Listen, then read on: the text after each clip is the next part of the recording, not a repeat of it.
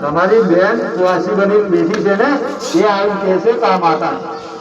એને અપનાવી લે તો અપનાવી લેજો જા હું મેળે એવું કહું છું હો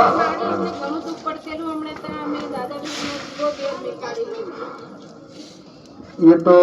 તમે જ્યાંથી લાયા ને તેમાં હું ના નહીં કહું કોઈ પીર લાવો ગમે તે લાવો પણ એ પીર તમારા મૂકીને બીજાને પૂછશો તો એ તમે તમારો મેટર છો મારું નહીં હું માતા હાથ કરું શું બસ કોના જોડે કરાવીશો તો એમને અમે લઈ જશે ખરા વાત થાય છે એમના જોડે થાય તમને પૂછી જોજો કે મારે આ પીરના દીવાની કોઈ જરૂર નહીં મારી માતાની ભક્તિ કરવી હું એવું જરૂર નહીં તમને આટલું કહું કે આટલા બધી તકલીફ તમે વેઠી લીધી છે 3 મહિના હજી મારા ભરોસે રહી જજો જાઓ કદાચ મૂંઝાણ મૂળમાંથી વેણીને હાલત તમે રહી રહો મૂળે હો તે બીમારીના ઉપાડ લાગશે હો ખાલી 3 મહિના વેટ કરી લેજો બસ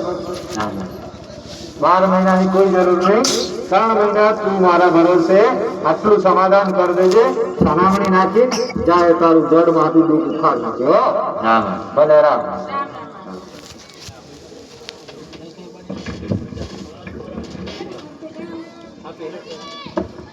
રામ મારી રામ માં પેલા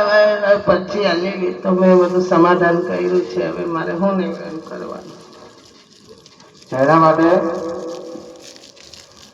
પેલા રવિવારે મેં સમાધાન કર્યું મારો છોકરો એક જ છે તમે સમાધાન કર્યું મેં કર્યું ના ચાલે મને ચાલતું હશે પણ સમાધાનમાં તો કોઈ કુવાસી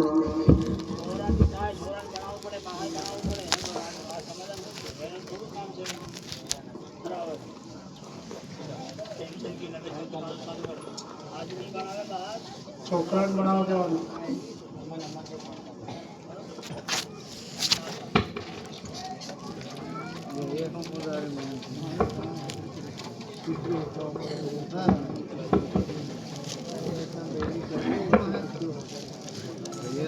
રામ મારી રામ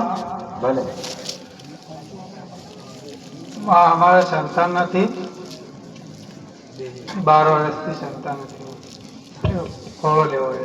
શેર માટીની ખોટ છે એમ કહો માતા છોકરો લે છે ભલે બહુ જગ્યાએ રખે તાક્યામાં તો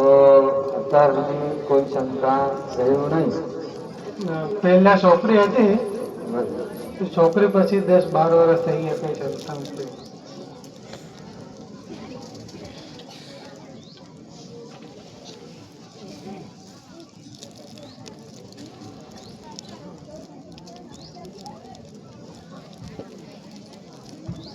કોઈ વાંધો નહીં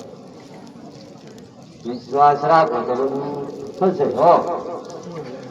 શું કહું હા વિશ્વાસથી બધું મળશે તમારો વિશ્વાસ એ અગરબત્તી કરીને પ્રાર્થના કરજો કે માં કદાચ તું દુનિયા નાલતી હોય મને શેર માટીની ખોટ પડી મારી આટલી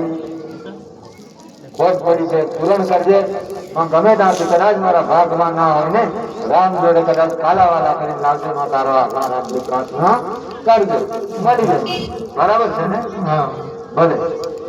એની અંદર જે ઉપાય છે એ તમને કહેશે એટલું કામ કરી દેજો અને હું મારા નાથ જોડે કદાચ કાલાવાલા કરીશ તમારા માટે જવાનું